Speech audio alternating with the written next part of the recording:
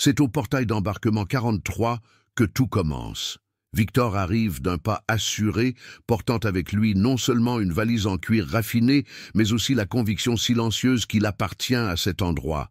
Costume impeccable, montre suisse en évidence, expression impassible. Il ne regarde pas autour de lui, il observe. C'est le genre d'homme qui analyse chaque personne comme s'il attribuait une valeur à un objet. Lorsque ses yeux se posent sur un homme simple, avec un sac à dos usé, un t-shirt décoloré et des baskets de course, quelque chose en lui se tord automatiquement. Il ne reconnaît pas le visage, mais il reconnaît ce que, dans sa tête, cette personne représente. Quelqu'un de déplacé. Et sans hésiter, il lance un commentaire à voix basse, à peine audible, suffisamment pour blesser « La première classe est juste là, mon ami.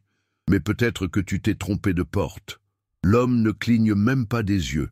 Il se contente de sourire, avec l'un de ces sourires sereins qui ne réclament aucune réponse. Puis il s'approche du comptoir et présente son billet sans un mot.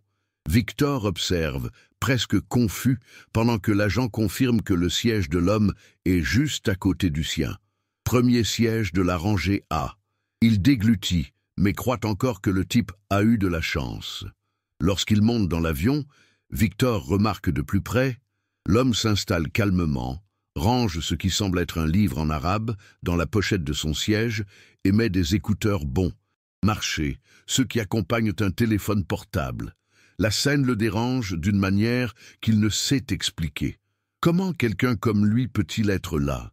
Il ne le sait pas encore, mais ce vol va lui enseigner la plus grande leçon de sa vie. Victor s'appuie dans son siège, mal à l'aise. Il fait semblant de lire un magazine, mais ses yeux jettent des coups d'œil à l'homme à côté, essayant de trouver un indice justifiant sa présence. Aucune marque de luxe, aucun accessoire tape à l'œil, aucun signe d'ostentation, juste de la simplicité, et cela l'irrite. Il lance des questions cinglantes, déguisées en curiosité.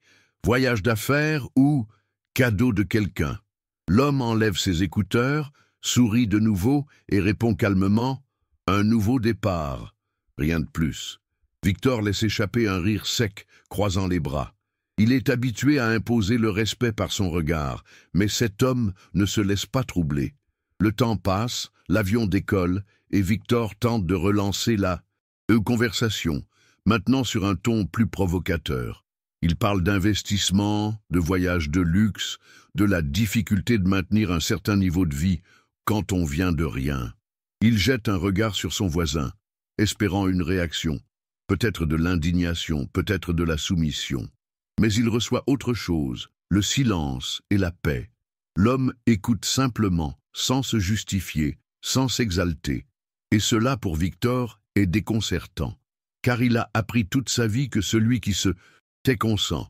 Mais maintenant, il commence à se demander si, peut-être, ce silence n'est pas un signe de force. Vers le milieu du vol, la hôtesse propose un menu exclusif. Victor choisit le plat le plus sophistiqué, avec un air de supériorité, comme si cela réaffirmait son identité. Pendant ce temps, l'homme à côté remercie avec gentillesse et demande s'il peut échanger le vin contre de l'eau. Victor roule discrètement des yeux, amusé. Eh bien, il y a vraiment des gens qui ne sont pas habitués à ce genre d'environnement, lâche-t-il, comme s'il se parlait à lui-même, mais suffisamment fort pour être entendu.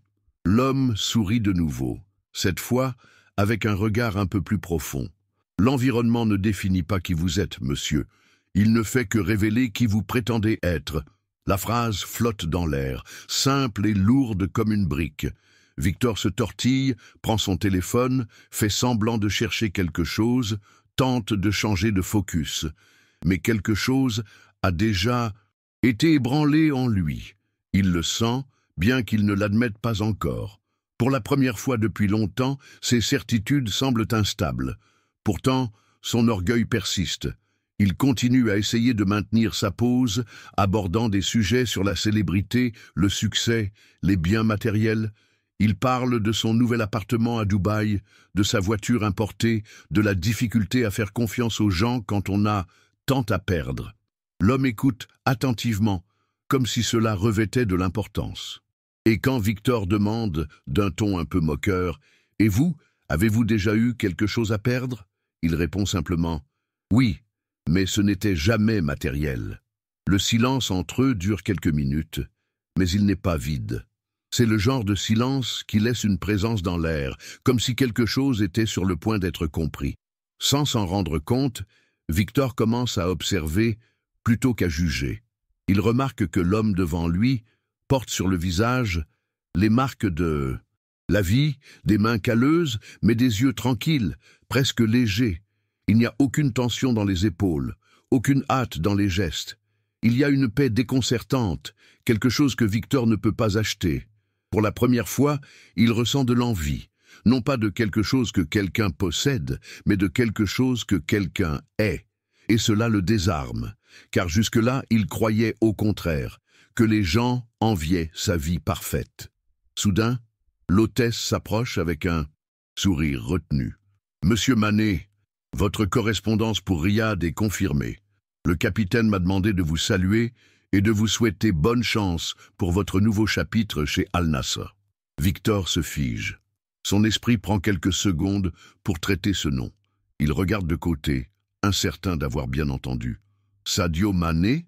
répète-t-il, dans un chuchotement presque embarrassé. L'homme se contente d'un geste discret de la tête, sans vanité, sans éclat. La révélation tombe sur Victor.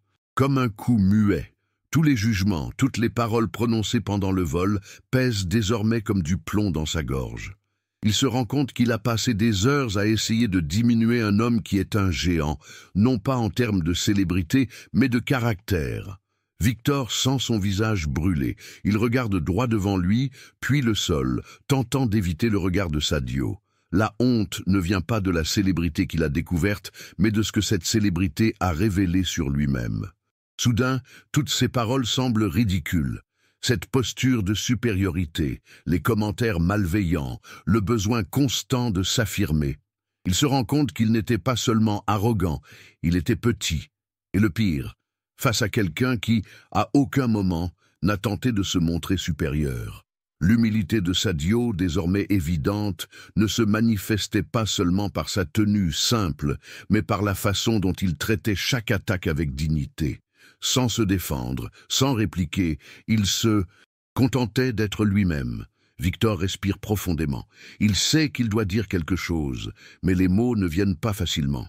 Il hésite, ravale son orgueil et se tourne lentement. « Je crois que j'ai été un idiot pendant tout le vol. » Sadio ne répond pas immédiatement.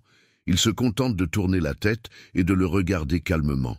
Il y a quelque chose dans ses yeux qui ne juge pas, ne condamne pas. Il écoute simplement. J'étais tellement occupé à essayer de paraître quelqu'un.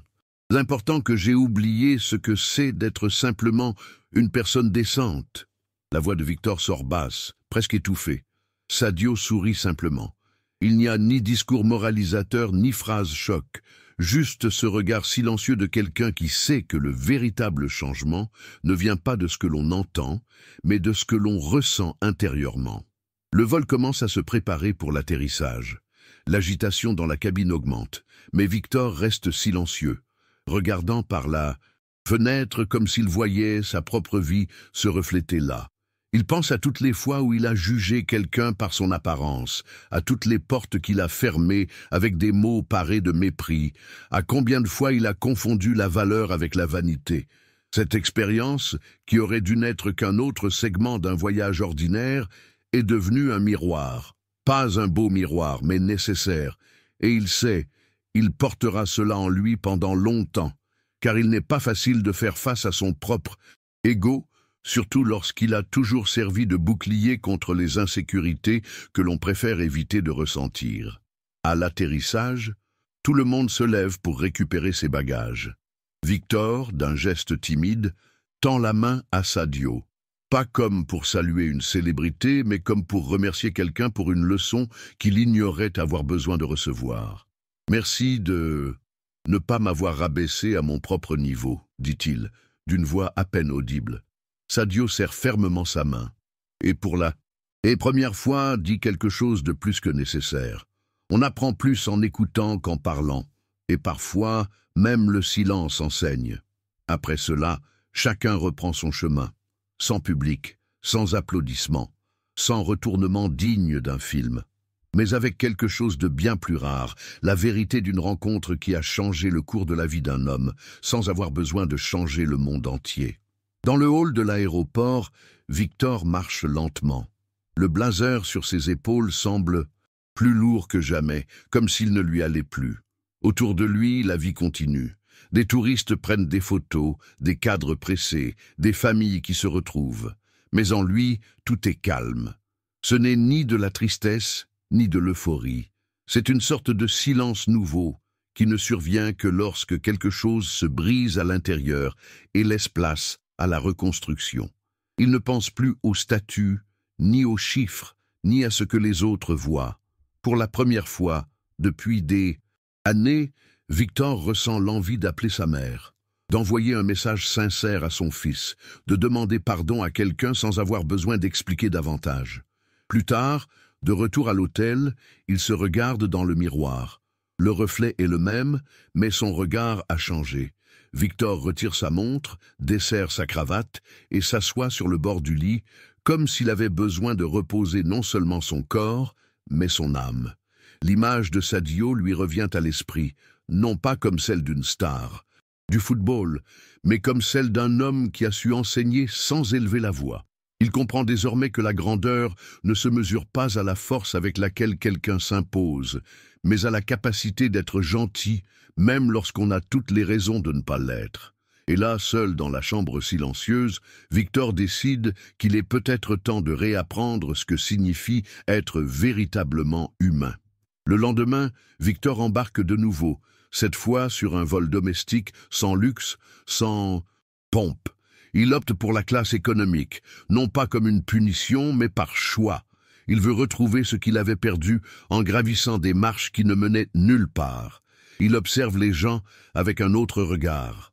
Un monsieur aidant sa femme à s'asseoir, un enfant offrant un biscuit à l'hôtesse, une femme lisant en silence. Des gens ordinaires, pleins d'histoires qu'il n'aurait jamais remarquées auparavant.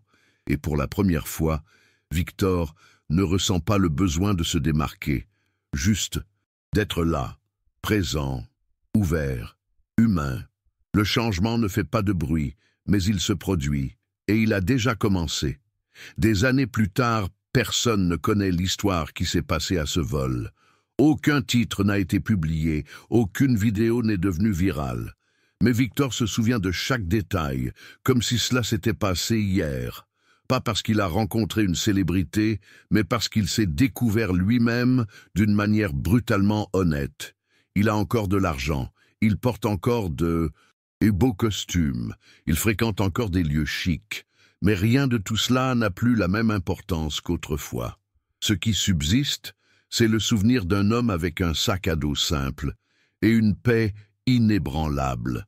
Et chaque fois que Victor se surprend à juger quelqu'un en fonction de ses vêtements ou de son apparence, il prend une profonde inspiration et sourit. Car ce jour-là, il a appris la leçon qu'aucune école ne lui avait enseignée.